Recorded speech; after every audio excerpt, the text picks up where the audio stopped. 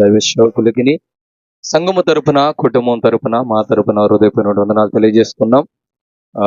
ఇప్పుడు సమయము 12:16 కాబట్టి సంఘము తరపున, దైవ సేవకుల తరపున కొన్ని హెచ్చరికలు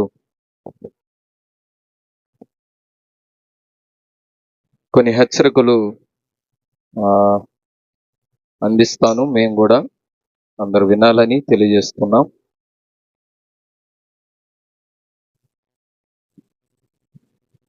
దేవుని మహాకృపను బట్టి ఈ 2024 సంవత్సరపు ఈ దినం వరకు దేవుడు తన రెక్కల కింద మనమలందరినీ, అలాగనే తిమోతి బాబు గారిని, మల్లేశ్వరక్క గారిని, ప్రేమించిన గర్భఫలము జెస్సీని, అలాగనే కుమారులని ఇంతవరకు దేవుడు ఎంతగానో నడిపించి ఉన్నాడు. అందుని బట్టి దేవాది దేవునికి హృదయపూర్వక వందనాలు తెలియజేస్తున్నాం.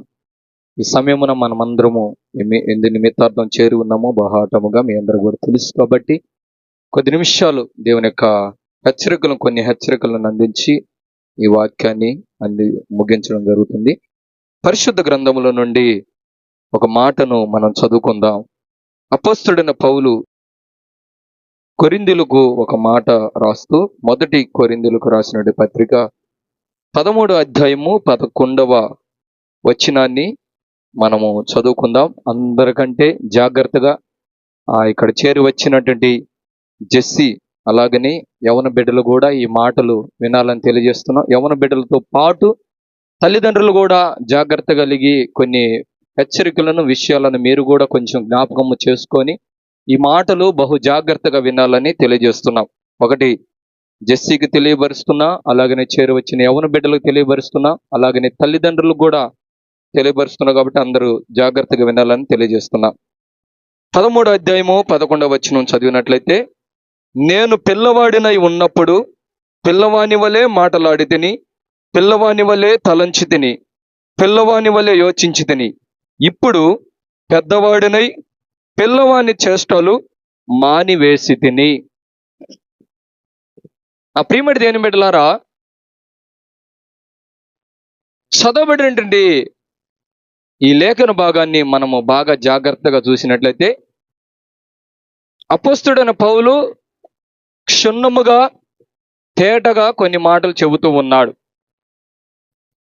ఆ మాటలలో ప్రాముఖ్యమైనటువంటి మాటలు మనం చూసినట్లయితే, నేను పిల్లవాడినై ఉన్నప్పుడు పిల్లవాని వలె మాట్లాడి తిని, పిల్లవాని వలె తలంచి తిని, పిల్లవాని వలె యోచించి తిని, ఇప్పుడు పెద్దవాడినై పిల్లవాని చేష్టాలు మానివేసి తిని.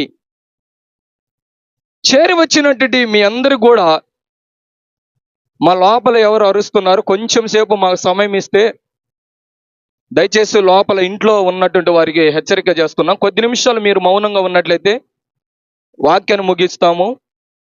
దయచేసి అరవద్దు. నా ప్రియమడి దేని బిడ్డలారా, జెస్సీ పిల్లతనము నుండి యవన ప్రాయములోనికి వచ్చి ఉన్నది. అయితే అపోస్తలుడైన పౌలు అంటున్నాడు, పిల్లతనములో పిల్లవాడినై ఉన్నప్పుడు మాట్లాడిన విధానము, ఆలోచనలు, చేష్టలు అవన్నీ కూడా నేను పెద్దవాడినై ఉన్నాను కాబట్టి వాటిని మానివేసి ఉన్నాను. వాటినన్నిటిని కూడా ఇప్పుడు నేను ఏది కూడా తలంచట్లేదు, దేనిని కూడా నేను జ్ఞాపకములోనికి తెచ్చుకోవట్లేదు. ఎందుకంటే ఇప్పుడు నేను పెద్దవాడినైపోయి ఉన్నాను కాబట్టి ఆ చేష్టలన్నిటినీ మానివేసి ఉన్నా. మాట్లాడే విధానాన్ని మార్చుకున్నా, నా ఆలోచనను మార్చుకున్నా, నా తలంపులను మార్చుకున్నా, నా నడవడికను మార్చుకున్నా, నా సమస్తమును మార్చుకున్నా. ఎందుకంటే ఆ సమయంలో అది బాగానే ఉన్నాయి, కానీ ఇప్పుడు నేను పెద్దవాడినై ఉన్నాను కాబట్టి ఇప్పుడు పెద్దవాని వల్లే నేను ఆలోచన చేస్తున్నా, పెద్దవాని వల్లే నేను నడుస్తున్నా, పెద్దవాని వల్లే నేను నా చేష్టాలలో ముందుకు వెళుతూ ఉన్నాను. పిల్ల చేష్టాల నుండి పెద్దవాడినై ఉన్నాను కాబట్టి ఆ తలంపులు ఏవి కూడా నాలోనికి రావట్లేదని చాలా స్పష్టముగా మనతో చెబుతున్నాడు. నా ప్రియమడి దేని బిడ్డలారా, తల్లిదండ్రులారా, యవన బిడ్డలారా, ఒకవేళ మన జీవితం ఎలా ఉన్నదో ఒకసారి మనం పరిశీలన చేసుకుందాం. ఈ చేష్టాలు వెళ్ళాలంటే, ఈ మాట్లాడే విధానం మార్చబడాలంటే, ఈ యొక్క పరిస్థితులు మార్చబడాలంటే, పెద్దవాని వలె ఆలోచన చేయాలంటే, పెద్దవాని వలె మనము నడవడిక మార్చుకోవాలంటే, కీర్తనల గ్రంథంలో ఒక మాట రాయబడి ఉంటది. కీర్తనల గ్రంథం ఒక మాట రాయబడి ఉంటది. ఏమని రాయబడి ఉంటదంటే, యవనస్తులు దేని చేత తమ నడతలను శుద్ధిపరచుకుందురు, నీ వాక్యము చేతనే కదా అని రాయబడి ఉంటది. అంటే మన యొక్క చేష్టలు, మన యొక్క ప్రవర్తన, మన యొక్క మాట తీరు ఎలా ఉండాలంటే వాక్యాన్ని బట్టి మాత్రమే ఉండాలి. వాక్యాన్ని బట్టి మాత్రమే మనం నడుచుకోవాలి. 119:9 రాయబడి ఉంటది, యవనస్తులు దేని చేత తమ నడతను శుద్ధిపరచుకుందురు, నీ వాక్యాన్ని బట్టి దానిని జాగ్రత్తగా చూచుకొనుట చేతనే కదా. పిల్లవాని చేష్టలు ఎలా పోవాలంటే వాక్యము ద్వారాగానే. పిల్లవాని తలంపులు ఎలా పోవాలంటే వాక్యము ద్వారాగానే. పిల్లవాని యొక్క నడవడిక పోవాలంటే వాక్యము ద్వారాగానే. దేని చేత మనము యవనస్తులు నడతలలో ముందుకు కొనసాగింపబడాలంటే దేవుని వాక్యము చేత మాత్రమే వారు ప్రయాణము చేయాలి. దేవుని వాక్యాన్ని వారు హృదయంలో పెట్టుకోవాలి. ప్రతి ఒక్క యవనస్తులు, స్త్రీలైనా పురుషులైనా, నేను కొన్ని హెచ్చరికలు చేస్తున్నది ఏంటంటే, మీ నడవడిక ఎలా ఉండాలంటే వాక్యము చేత మాత్రమే మీరు నడవాలి. వాక్యము చేత మాత్రమే ఆ నడతని శుద్ధిపరచుకోవాలి. వాక్యము చేత మాత్రమే ఆ నడవడికని మీరు మార్చుకుంటూ ఉండాలి. అలాగనే దేవుని భక్తిలో ఉండాలి. అలాగనే దేవుని ప్రేమలో ఉండాలి. ఇప్పుడు అపొస్తలుడు పౌలు చెప్పిన రీతిగా నేను చిన్న పిల్లవాడి చేష్టలు మానివేసి ఉన్నా. దేని చేతంటే దేవుని వాక్యము చేస్తా. చిన్న పిల్లవాడి మాటలు మానివేసి ఉన్నా. దేని చేత? దేవుని వాక్యము చేత. చిన్న పిల్లవాడి వలె నా నడవడికను మార్చుకున్నా. దేని చేత? వాక్యము చేత. యవనస్తులు దేని చేత తమ నడతలను శుద్ధిపరచుకుంటారంటే దేవుని వాక్యము చేత మాత్రమే నడవడికలను శుద్ధిపరచుకుంటూ ఉంటారు. నెంబర్ 1, నా ప్రియమైన దేవుని బిడ్డలారా, యవన ప్రాయములో ఉన్నటువంటి వారు తమ నడతలని శుద్ధిపరచుకుంటూ ఉండాలి. యవన ప్రాయములకు వచ్చిన తర్వాత అదే నడవడిక ఉండకూడదు. ఏ నడవడిక? పిల్లవాడు తనములో పిల్లవాని వలె నడిచిన నడవడిక ఉండకూడదు. పిల్లవాని వలె మాట్లాడిన విధానము ఆ నడవడిక ఉండకూడదు. పిల్లవాని వల్లే నువ్వు చేసినటువంటి ఆ చేష్టలు ఇక ఉండకూడదు. వీటన్నిటిని కూడా దేని చేత మార్చుకుంటూ ఉండాలంటే దేవుని వాక్యము చేత మార్చుకోవాలి. హల్లెలూయా, హల్లెలూయా. దేవుని యొక్క మాటల చేత వాటిని శుద్ధిపరచుకుంటూ ఉండాలి. మీరందరూ వచ్చే వాళ్ళని చూస్తూ ఉంటే ఇంకా మేమెవరికి చెప్పుకోవాలి వాక్యాన్ని? ఇలాంటి కార్యాలకు చుట్టాలన్నాక వస్తుండ్రు, పోతుండ్రు. అయిపోయినా చూసుకోండి, ఎంతసేపు అయినా వాళ్ళని నిలబెట్టుకొని మరి విచిత్రంగా చూస్తారండి. అదేందో అర్థం కాదు. మరి ప్రతి ఒక్క క్రైస్తవులు అంతే. ఒక్క ఆమె రావడం ఆలస్యం, వాళ్ళకెళ్ళి విచిత్రంగా చూస్తారు. మరి అదేందో అర్థం కాదు. ఎప్పుడు చూసేవాళ్ళే బంధువులే. చూడు రాజకుమారి చదువుతున్నా కూడా ఇంకా ఆమెకెళ్ళి చూస్తుంది. వాక్యం మీద కొంచెం దృష్టి పెడితే మీ పిల్లల భవిష్యత్తులకి ఉపయోగపడతాయి ఈ మాటలు. దైవ సేవకులుగా మేము ఊరగా ఏదో మా మెప్పు కొరకు చెప్పుకొని పోవాలని కాదు. కొన్ని మీకు హెచ్చరికలు అందిస్తే మీ పిల్లలకి రాబోయే దినాలలో ఉపయోగపడితేనే మేము ఇంతగా చెప్పేది. కాబట్టి వాక్యం మీద దృష్టి ఉంచండి. కాబట్టి నా ప్రియమైన దేవుని బిడ్డలారా, వాక్యము చేత మాత్రమే మన పిల్లల యొక్క నడవడిక ఉండాలి. వాక్యం చేత మాత్రమే మన పిల్లల యొక్క చేష్టలు ఉండాలి. వాక్యం చేత మాత్రమే మన పిల్లల యొక్క భవిష్యత్, మాట తీరు ఇవన్నీ కూడా ఉండాలి. నెంబర్ 1, వాక్యము చేత మన పిల్లల యొక్క నడవడికలను మార్చుకుంటూ రావాలి. యవన ప్రాయములకు వచ్చిన తర్వాత వారి నడవడికలని చెబితే రాదు. నా ప్రియమైన దేవుని బిడ్డలారా, వాక్యము ద్వారా మాత్రమే వాళ్ళు అభివృద్ధి చెందుతూ ఉంటారు. వాళ్ళ నడవడికలు మార్చబడుతూ ఉంటది. యవన బిడ్డలు అయినటువంటి మన పిల్లలని ఎలా పెంచుకోవాలంటే వాక్యము ద్వారా మన బిడ్డలను మనం ముందుకు కొనసాగింప చేయాలి. రెండవదిగా చూసినట్లయితే నా ప్రియమైన దేవుని బిడ్డలారా, అదే 1 తిమోతి గ్రంథము, అపొస్తలుడైన పౌలు తిమోతికి రాసినటువంటి ఆ మొదటి పత్రిక 4వ అధ్యాయము 11, 12 వచనాలు కనుక మనం చదివినట్లయితే, నీ యవనమును బట్టి ఎవడును నిన్ను తృణీకరింపనీయకము గాని మాటలోను, ప్రవర్తనలోను, ప్రేమలోను, విశ్వాసములోను, పవిత్రతలోను విశ్వాసులకు మాదిరిగా ఉండుము. ఒకటి, నడవడిక ఉండాలి. రెండవదిగా, యవనమును బట్టి తృణీకరింపబడనివ్వకుండా వారిని పెంచాలి. హల్లెలూయా. ఒకటి, నడవడికలో వారిని వాక్యము ద్వారా మాత్రమే వారిని నడిపించాలి, వాక్యము ద్వారా మాత్రమే వారిని మాట్లాడించాలి, వాక్యము ద్వారా మాత్రమే వారి చేష్టలు ఉండేలాగా చేయాలి. రెండవదిగా, యవన ప్రాయాన్ని తృణీకరింపబడనివ్వకుండా చేయాలి వాళ్ళని. ఇది అసలైన ప్రాముఖ్యత. ప్రతి ఒక్క తల్లిదండ్రులు యవన బిడ్డలని ఇష్టానుసారంగా వదిలిపెడుతూ ఉంటారు. కొంతమంది బిడ్డలని అసలు పట్టించుకోరు. నా ప్రియమైన దేవుని బిడ్డలారా, సిటీలలో అయితే అసలు లెక్కే ఉండదు వారికి, తల్లిదండ్రుల భయము ఉండదు. సిటీలలో మనం చూసినప్పుడు, పెద్ద పెద్ద సిటీలలో చూసినప్పుడు పిల్లలు ఎటుపోతున్నారో తల్లిదండ్రులు పట్టించుకోరు, పిల్లలు ఏ దారిలో నడుస్తున్నారో తల్లిదండ్రులు పట్టించుకోరు, ఏ టయానికి వస్తారో కూడా కొంతమంది వదిలివేస్తారు. చాలా జాగ్రత్త. యవన ప్రాయాన్ని తృణీకరింపబడనివ్వకుండా వారిని కాపాడుకుంటూ రావాలి. యవన ప్రాయంలోనే వారిని కాపాడుకుంటూ వచ్చినట్లయితే వారి నిత్యము దేవుని యొక్క మందిరములోను, దేవుని యొక్క వాక్యములోను వారు నిలబడతారన్న ప్రియమైన దేవుని బిడ్డలారా. విడిచిపెట్టకూడదు వారిని, వదిలిపెట్టకూడదు వారిని. కొంతమంది పురుషులను కూడా, కొంతమంది మగ పిల్లలను కూడా యవన ప్రాయం లేక రాగానే మా మాట లెక్క చేయట్లేదు, మా మాట వినట్లేదు, మాకు అలివి కావట్లేదు అని చెప్పి ఇష్టానుసారంగా వదిలివేయడం వలన కొంతమంది ఆ యవన ప్రాయంలోకి వచ్చేసరికి గారాభంగా పెంచడం ద్వారా చివరికి చేతులు చేజారిపోయిన తర్వాత అప్పుడు బాధపడుతూ ఉంటారు.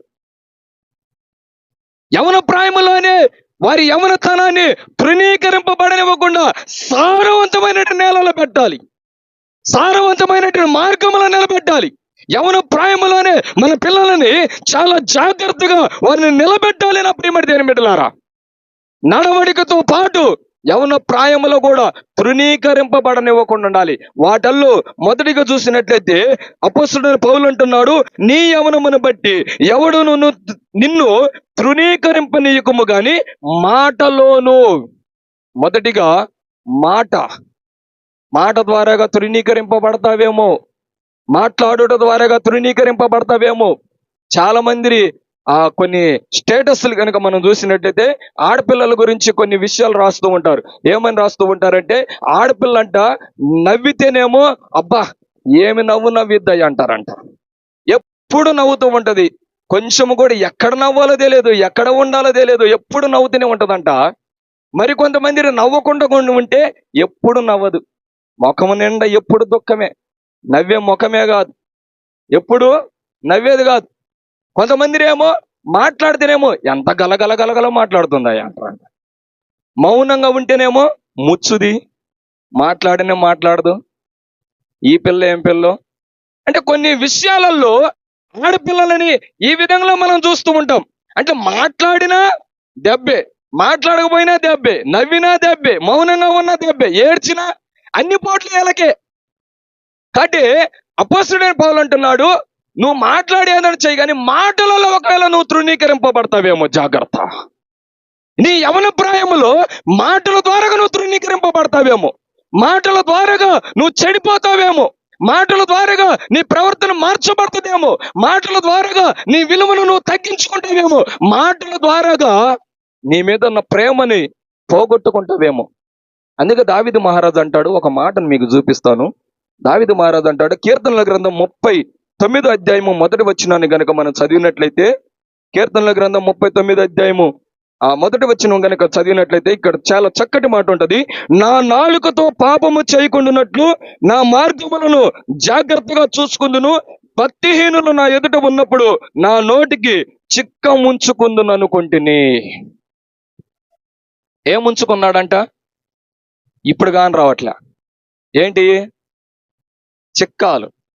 ఇంతకుముందు నేను చిన్న పిల్లవాడు ఉన్నప్పుడు చాలా చిక్కాలు చూసిన, ఎద్దులకు చూసిన, దున్నలకు చూసిన, చిన్న వాటి పెయ్యి దూడలకు చూసినాం. వీటన్నిటి కూడా చిక్కాలు పెడుతూ ఉంటారు. ఎక్కువ శాతము పెయ్యి దూడలకు పెడుతూ ఉంటారు, చిన్న దూడలకు పెడుతూ ఉంటారు. దాంట్లో కొంచెం గడ్డేసి ఆ గడ్డిని ఆ చిక్కములు పెట్టి ఆ చిక్కని మూతి తగిలిస్తారు. ఎందుకు తెలుసా? సాయంత్రం వరకు ఆ చిక్కములు ఉన్నదే తినాలి, బయట తినకూడదని. అవునంటారా కాదంటారా? అదే మాట దావీదు మహారాజు అంటున్నాడు, భక్తిహీనులు నా ఎదుట ఉన్నప్పుడు నా నోటికి చిక్కం ఉంచుకుంటుని అనుకుంటుని. ఎందుకు తెలుసా? నా నోటి మాట ద్వారా ఏడ పాపము చేస్తున్నావు, నా నోటి మాట ద్వారాగా ఎక్కడ నా యవన ప్రాయాన్ని తృణీకరించుకుంటున్నావు. భక్తిహీనులు నా ఎదుట ఉన్నప్పుడు, నేను మాట్లాడినప్పుడు నా మాటను బట్టి ఎక్కడ నా మీద అపరాధములు వస్తాయో, నేను మాట్లాడే విధానం బట్టి ఎక్కడ శత్రువులు నా మీదకి వస్తారు, నేను మాట్లాడే విధానం బట్టి ఎక్కడ నా మీద పడతారు, మాటలోనూ తృణీకరింపబడతావేమో. జెస్సీ, జాగ్రత్త. మాటలని చాలా జాగ్రత్తగా పెట్టుకోవాలి నా ప్రియమడి దేవుని బిడ్డలారా. మాటల ద్వారాగా యవన ప్రాయాన్ని తృణీకరింపబడుతున్నావేమో.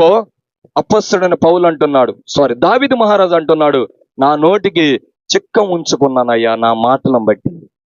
నా నాలుకతో పాపము చేయకుండులాగున, నా నాలుకతో ఎక్కడ నేను పాపం చేస్తున్నామని చెప్పి నా మార్గములన్నిటిని కూడా జాగ్రత్తగా చూసుకుంటున్నాను.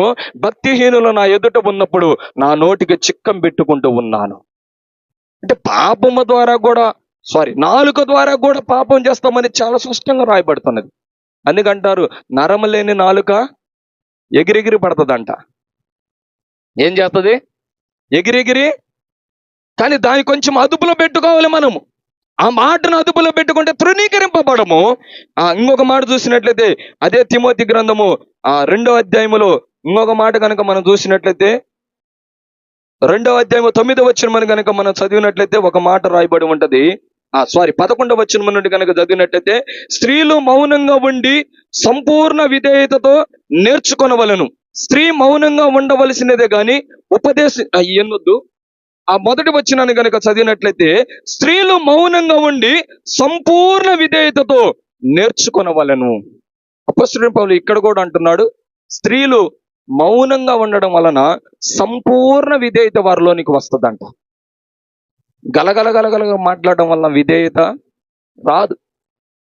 ఏ మాట అనిపించుకొని ఏ మాట మనము నెత్తి మీద తెచ్చుకుంటామో కాబట్టి ఆ విధేయత అనేది రాదు. కాబట్టి అపొస్తలుడైన పౌలు అంటున్నాడు, మౌనంగా ఉండటం వలన మీరు సంపూర్ణ విధేయత పొందుతారు. కాబట్టి మాటలోను తృణీకరింపబడనివ్వకుండా చూసుకోవాలి. రెండవదిగా చూసినట్టయితే ప్రవర్తనలోను యవన ప్రాయాన్ని తృణీకరింపబడనివ్వకుండా చూసుకోవాలని చాలా స్పష్టంగా రాయబడుతూ ఉంటది. నా ప్రియమడి దేవుని బిడ్డలారా, ఈ ప్రవర్తన గురించి కనుక మనం చదివినట్లయితే రూతు గ్రంథాన్ని కనుక మనం చూసినట్లయితే ఒక చాలా చక్కటి మాట ఉంటది. రూతు గ్రంథం 3వ అధ్యాయము 10వ వచనాన్ని కనుక మనం చదివితే, ఎవరైనా తీసినట్లయితే త్వరగా చదవండి. రూతు గ్రంథం 3వ అధ్యాయము 10వ వచనం.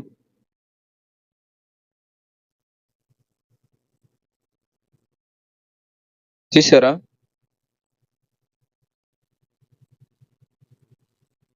రూతు గ్రంథం 3వ అధ్యాయము 10వ వచనం.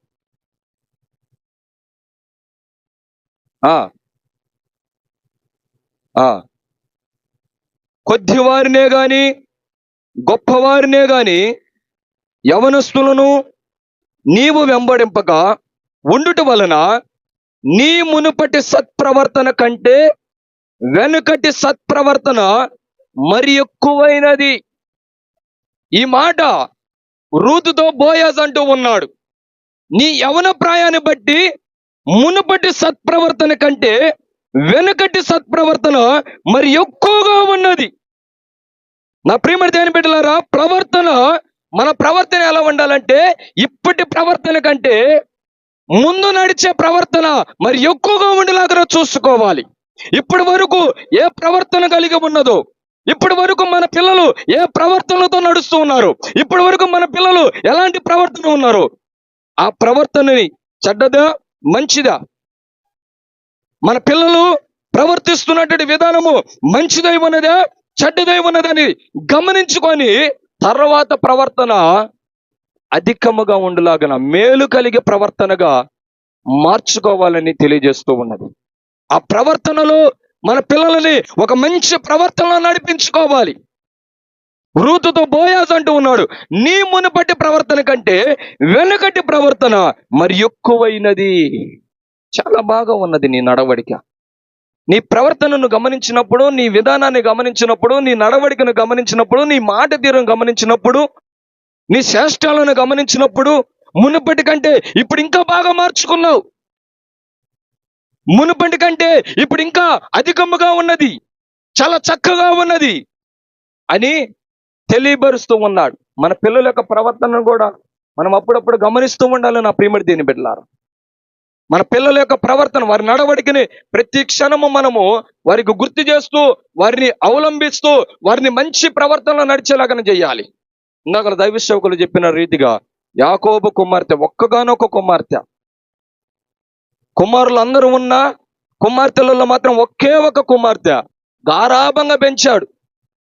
ఒక్కగానొక్క కూతురు కాబట్టి గారాభంగా పెంచాడు.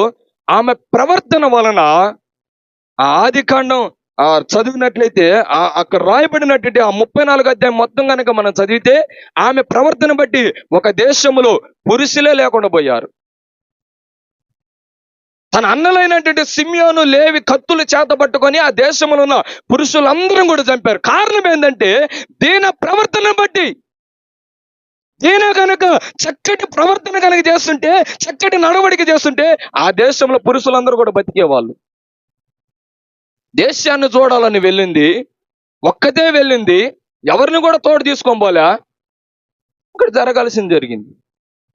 దాన్ని బట్టి అన్నలకు కోపం రావడము, వాళ్ళు ఉదయాన్నే వేకుజామునే కత్తులు చేత పట్టుకొని దేశం మీద పడి ఉన్న పురుషులందరిని కూడా నాశనం చేశారు.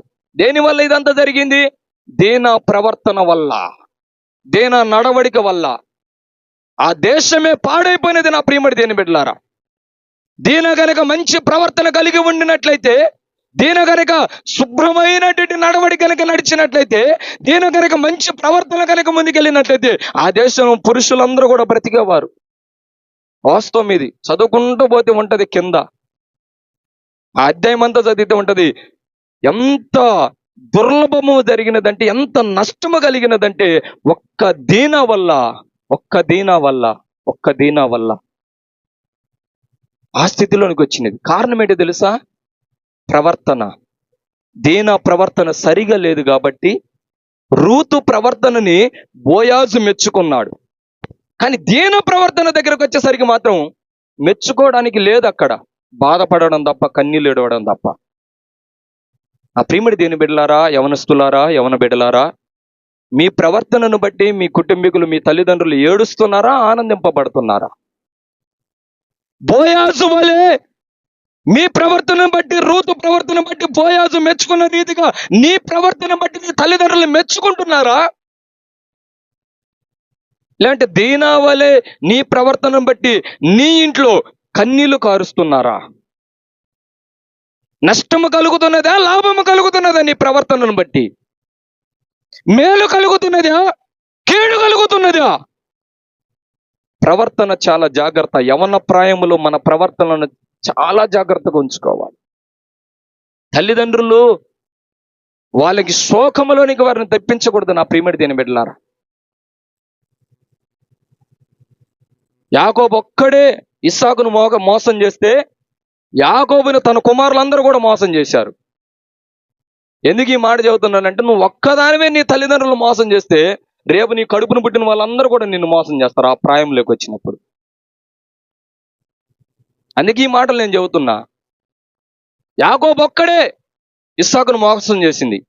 కానీ యాకోబు దగ్గరికి వచ్చేసరికి, ఏశావు విషయంలోకి వచ్చేసరికి కుమారులందరూ కూడా మోసం చేశారు. 10 మంది మోసం చేశారు. కలిగిన కుమారులందరూ మోసం చేశారు. నువ్వు ఒక్కదానివే నీ ప్రవర్తన సరి చేసుకోలేకపోతే తర్వాత నీ కలిగినటువంటి సంతానం నిన్ను మోసం చేసే స్థితిలోకి వస్తావు. కాబట్టి ప్రవర్తన చాలా జాగ్రత్త, కాపాడుకుందాం. యవన ప్రాయాన్ని తృణీకరింపబడనివ్వకుండా మన ప్రవర్తనని చాలా జాగ్రత్తగా. 3వదిగా ప్రేమలోనూ తృణీకరింపబడతావేమో. ఏ ప్రేమ అంటే దేవుని ప్రేమ నుండి నువ్వు తృణీకరింపబడకూడదు. లోకములో చాలా ఉంటాయి, కానీ వాటిని అన్నిటిని కాదు, కానీ దేవుని ప్రేమను కలిగి ఉండాలి నీవు. దేవుని ప్రేమలో ఎక్కడైనా నువ్వు తృణీకరింపబడతావేమో, దేవుని విశ్వాసములో ఎక్కడైనా నువ్వు తృణీకరింపబడతావేమో, దేవుని ప్రేమ ఆయన చూపించేట ఆ ప్రేమలో నీవు తృణీకరింపబడి ఆ ప్రేమను వదులుకుంటావేమో, దేవుని ప్రేమని. దేవుడు చాలా ప్రేమ కలిగిన వాడు.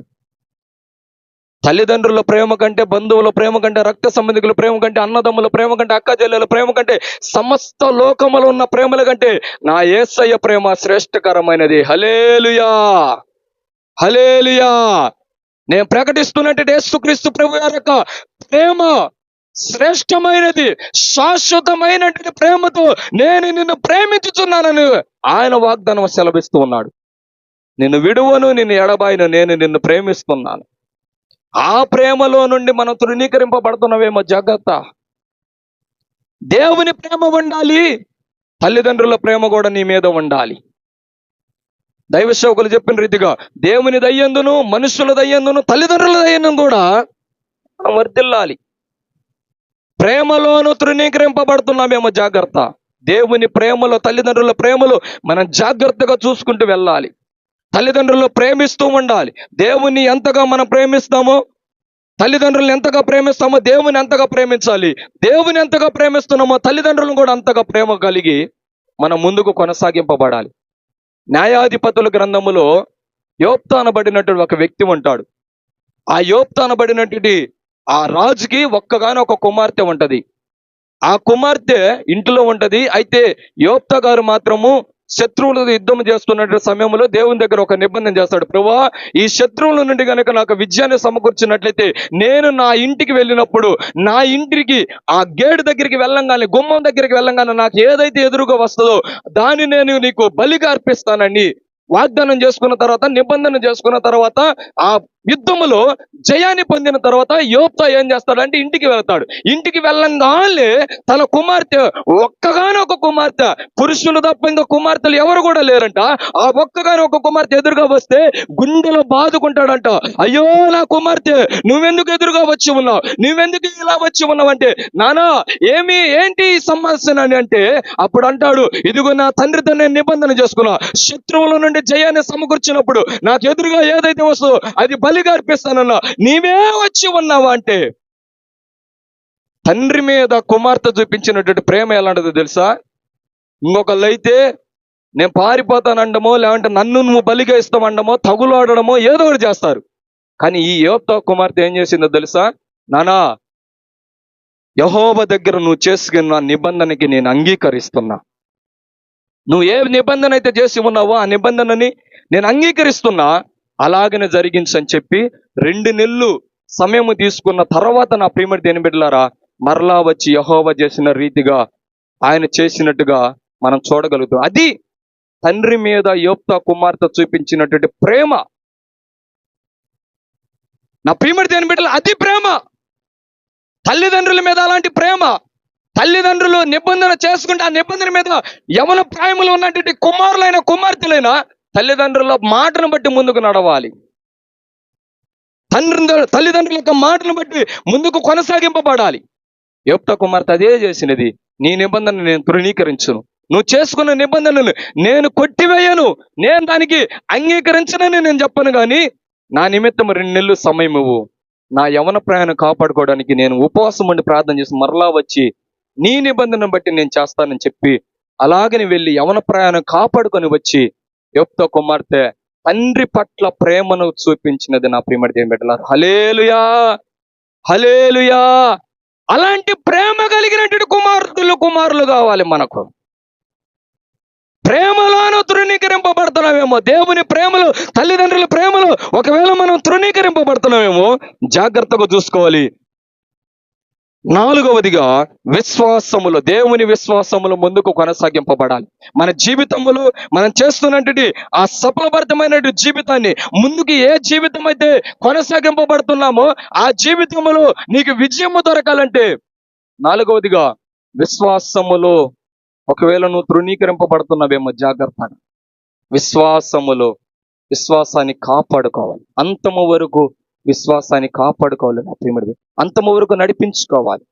దేవుని మీద మాత్రమే విశ్వాసం కలిగి ఉండాలి. ఆ విశ్వాసాన్ని పోగొట్టుకుంటే తృణీకరింపబడతాం. ఆ విశ్వాసాన్ని పోగొట్టుకుంటే ఎందుకు పనికి మాలినటువంటి వాళ్ళని మార్చబడతాం. విశ్వాసం. ఐదవదిగా చెప్పి నేను ముగిస్తాను. పవిత్రత. పవిత్రతను కూడా మనం కాపాడుకున్నటువంటి వారిగా మార్చబడాలి. నా ప్రియమడి దేని బిడ్డలారా, నీ యవనమును బట్టి ఎవడు నిన్ను తృణీకరింపనీకము గాని మాటలోను, ప్రవర్తనలోను, ప్రేమలోను, విశ్వాసములోను, పవిత్రతలోను విశ్వాసులకు మాదిరిగా ఉండము. పవిత్రతమైనటువంటి జీవితం. ఇది ఎలా వస్తుంది అంటే 2వ అధ్యాయము 22వ వచనాన్ని గనుక చదివినట్లయితే నా ప్రియమడి దేని బిడ్డలారా, అదే 2వ తిమోతి 2వ అధ్యాయము 22వ వచనాన్ని గనుక మనం చదివినట్లయితే అక్కడ రాయబడి ఉంటది, నీవు యవనేచ్ఛల నుండి పారిపోము, పవిత్ర హృదయులై ప్రభువునకు ప్రార్థన చేయవారితో కూడా నీతిని, విశ్వాసమును, ప్రేమను, సమాధానమును వెంటాడము. ఈ పవిత్రత ఎలా వస్తుందంటే యవనేచ్ఛల నుండి పారిపోవడం వలన పవిత్రత వస్తుందంట. హల్లెలూయా, హల్లెలూయా. 5వదిగా నా ప్రియమడి దేని బిడ్డలారా, పవిత్రతను కాపాడుకోవాలి. ఎలా వస్తుందని ఇక్కడ చాలా స్పష్టంగా రాయబడింది. నీవు యవనేచ్ఛల నుండి పారిపోమ్ము, పవిత్ర హృదయులవై ప్రభువునకు ప్రార్థన చేయువారితో కూడా నీతిని, విశ్వాసమును, ప్రేమను, సమాధానమును వెంటాడము. ఈ యొక్క మొదటిగా యవన స్థితిలోకి వచ్చినటువంటి పిల్ల చేష్టాలు మానివేసి, పిల్ల చేష్టాల వల్ల మాట్లాడే విధానాన్ని మానివేసి, పిల్ల చేష్టాల వల్ల నడవడికను మానివేసి మనం ఎలా ఉండాలంటే, ఒకటి మన నడవడికని వాక్యము చేత శుద్ధిపరచుకుంటూ ఉండాలి. 2వదిగా యవన ప్రాయాన్ని తృణీకరింపబడనివ్వకుండా ఆ మాటలు ఎందును, ప్రవర్తన ఎందును, ప్రేమ ఎందును, విశ్వాసములోను, పవిత్రతతోను మనం ముందుకు కొనసాగింపబడాలి. మాటల వల్ల ఆ యవనేచ్ఛలను, ఆ మాటల వల్ల మన యవన ప్రాయాన్ని తృణీకరించుకుంటున్నామేమో. ప్రేమ వల్ల, ప్రవర్తన వల్ల, విశ్వాసములోను, పవిత్రతలోను మనం ఒకవేళ యవనేచ్ఛలకి ఆ యొక్క యవన ప్రాయాన్ని మనం తృణీకరించుకుంటున్నామో జాగ్రత్తగా చూసుకొని, యవన బిడ్డలకి, తల్లిదండ్రులకి, ప్రత్యేకముగా జెస్సికాకి మాటలు ఎందును, ప్రవర్తన ఎందును, ప్రేమ ఎందును, విశ్వాసం ఎందును, అలాగనే పవిత్రతలోను నీవు చాలా జాగ్రత్తగా ఉండి ముందుకు కొనసాగింపబడాలి. దేవుని మీద మాత్రమే విశ్వాసము, దేవుని మీద మాత్రమే పవిత్రత, దేవుని మీద మాత్రమే ప్రేమ, దేవుని మీద మాత్రమే నీ ప్రవర్తన, దేవుని మీద మాత్రమే నీ మాట నిలబడి దేవుని వాక్యము ద్వారాగా నీ నడవడికలను శుద్ధిపరచుకుంటూ నీ యొక్క తల్లిదండ్రులకి మంచి ప్రేమను నువ్వు కనపరిచి వారికి సంతోషకరమైన జీవితాన్ని నువ్వు దయచేయాలని ఇక్కడ ఉన్నటువంటి యవన బిడ్డలు కూడా తెలియపరుస్తూ, నీ జీవితాన్ని బట్టి, నీ ప్రవర్తనను బట్టి, నీ ప్రేమను బట్టి, నీ మాటను బట్టి, నీ విలువను బట్టి నీ తల్లిదండ్రులకు సంతోషాన్ని కలిగించాలి కానీ దుఃఖము కలిగించకుండా ముందుకు కొనసాగింపబడి దేవుని ప్రేమ ఎల్లప్పుడూ నీ యందు నిలిచి ఉండును గాక. ఈ కొద్ది మాటలు దేవుడు దీవించి ఆశీర్వదించును గాక. దైవ సేవకులు మన మధ్యలోకి వచ్చి ఉన్నారు. కొదమల రామయ్య గారు దైవ సేవకులని మనము ప్రేమతో ఆహ్వానించాలి కాబట్టి ఆ వేదిక మీదకి వస్తూ ఉండగా దైవ సేవకులను కూడా చప్పట్లు కొడుతూ దైవ సేవకులను ఆహ్వానించుకుందాం. అలాగనే జేమ్స్ అయ్య గారు కూడా మీరు త్వరగా వేదిక మీదకి వచ్చినట్లయితే ఈ యొక్క కోడికను ముగించుకుందాం.